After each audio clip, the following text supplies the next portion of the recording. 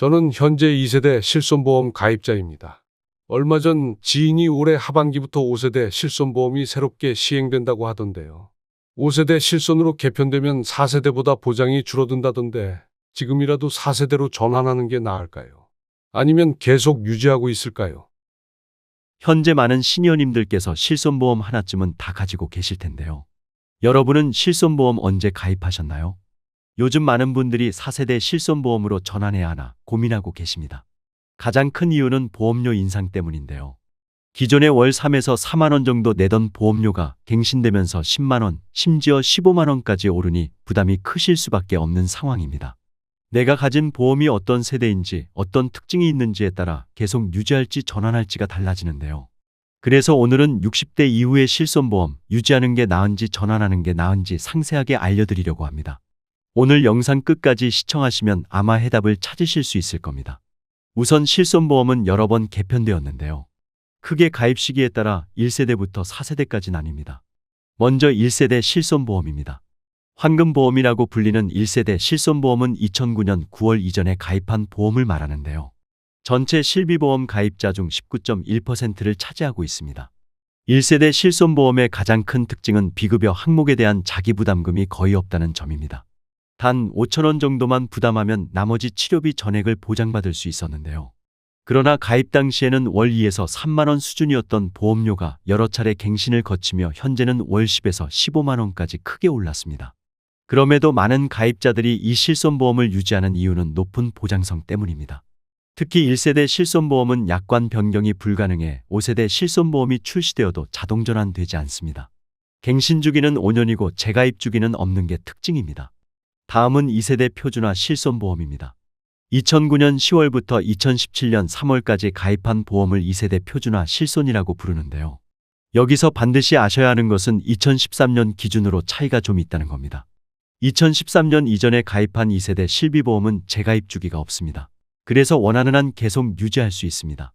반면 2013년 1월부터는 재가입 주기가 15년이 생겼는데요.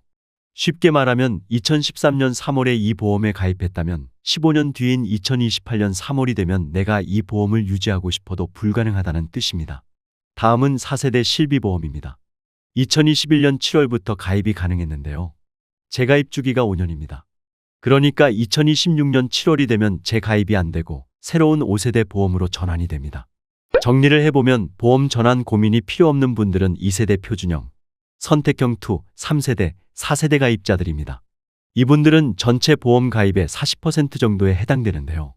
이미 정해진 재가입 주기가 있어서 언젠가는 자동으로 새로운 세대보험으로 바뀌기 때문에 이런 분들은 지금 당장 보험료가 부담되어 바꿀지 아니면 때가 될 때까지 기다릴지만 결정하시면 됩니다. 반면 전환 고민이 필요한 분들은 1세대 실손 가입자와 2013년 이전 2세대 선택형 1 실손 가입자 분들인데요. 전체 보험 가입자의 58% 정도에 해당합니다. 이분들은 재가입 주기가 없어서 원하는 한 계속 유지할 수 있습니다. 이렇게 보장도 좋고 재가입 주기가 없지만 한 가지 단점이 있죠. 바로 계속 갱신이 된다는 점인데요. 1세대 실비는 5년마다 갱신되고 2세대 실비는 3년마다 갱신되는데요.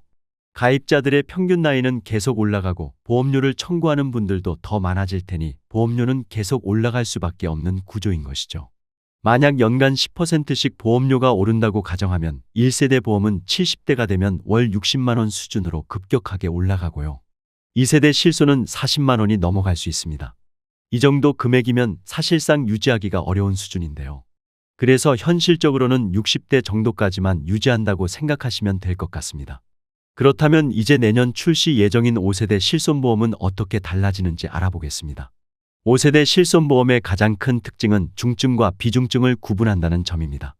입원이 필요한 중증 환자는 기존처럼 급여 항목 자기부담률 20%를 유지하지만 외래 환자는 건강보험 본인부담률과 연동되면서 자기부담률이 90% 이상으로 크게 올라갑니다.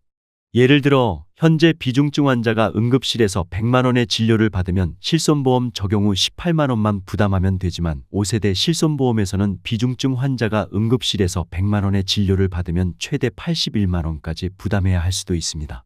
비급여 보장체계도 개편될 방침인데요.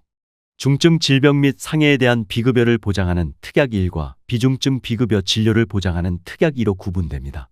특약 2의 경우 보장 한도가 기존 5천만 원에서 1천만 원으로 대폭 줄고 자기 부담률도 30%에서 50%로 상승합니다.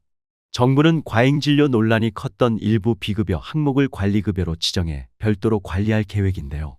관리급여로 지정된 항목은 건강보험 체계 안에서 가격이 조정되지만 본인 부담률이 90에서 95%로 책정될 가능성이 큽니다. 예를 들어 현재 15만 원 수준인 도수치료가 관리급여로 지정되면서 적정 가격이 10만 원으로 조정되더라도 환자가 부담해야 할 금액은 9만 5천 원이 됩니다. 현실적으로는 대부분의 비용을 환자가 부담하게 되는 거죠.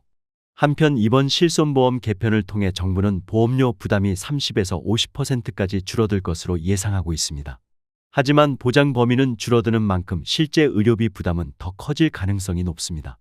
보험 전문가들은 보험료를 감당할 수 있다면 1세대나 2013년 이전 2세대 실손보험은 계속 유지하는 것이 유리하다고 조언합니다. 보장 범위가 넓고 본인 부담금이 적기 때문이죠. 실손보험 5세대 개편은 과잉 진료를 줄이고 불필요한 의료 이용을 억제하여 선의의 가입자들이 보험료 인상으로 피해를 보지 않도록 하는 조치입니다.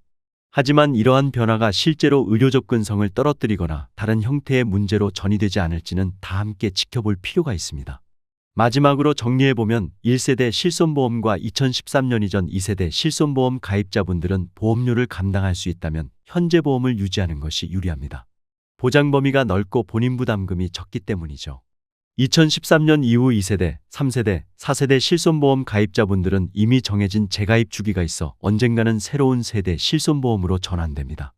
지금 보험료 부담이 크다면 전환을 고려해 볼 수 있지만 보장 축소에 따른 의료비 부담 증가도 함께 고려하셔야 합니다.